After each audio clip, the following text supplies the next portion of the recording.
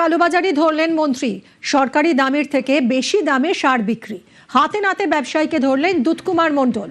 পাঁশকুড়ায় সারের দোকানে হানা কৃষি মন্ত্রী। আর কি লাগবে অ্যাকশন নেওয়ার জন্য যেগুলো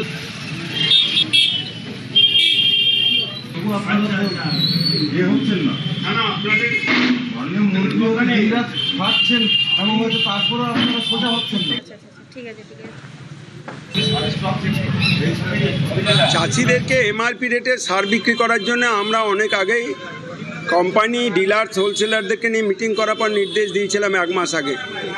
তবুও ডিলার হোলসেলার রিটেলাররা অনেক জায়গাতেই এই সার চাষিদেরকে এমআরপি রেটে দিচ্ছে না।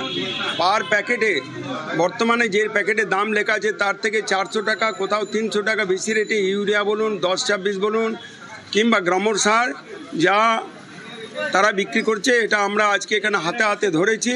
সেই জন্য আইনানুগ ব্যবস্থা নেওয়া হবে।